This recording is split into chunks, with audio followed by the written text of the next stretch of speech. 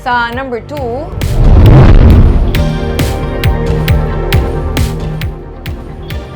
salakyan sa mga abogado lakip na sa mga government agency kabahin sa 20 ka mga salakyan nga ginpang-clamp sa kilid sang Hall of Justice. Ginsampulan sa katapos ng Bacolod Traffic Authority Office ang mga tag-iyas ng salakyan nga nagapark sa kilid sang dalan Gatuslao pagi sa clamping kag towing operation kay nasang aga.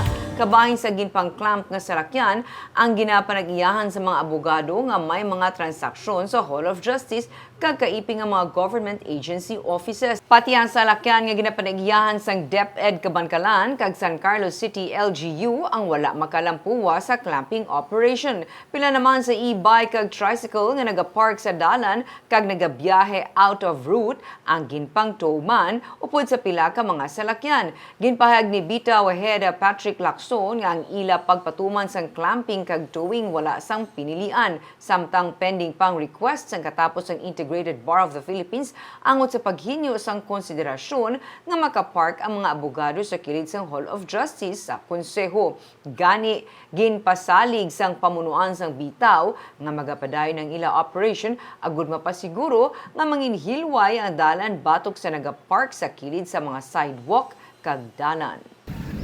Ginatindugan lang namon ang amon obligasyon sa decongestion sa mga dalanon in which we are given the power or the authority by the city.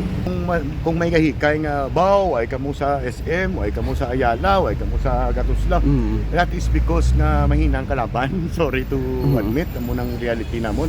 Kulang amon tow truck as we speak. Ang third party, gahulat pa sang additional tow truck na i-invest nila personally no, sa ilang negosyo. Ang aton nga workforce is only 299 as we speak. No, since January, 299 ka personnel ang bitaw. Admin na dahil minus.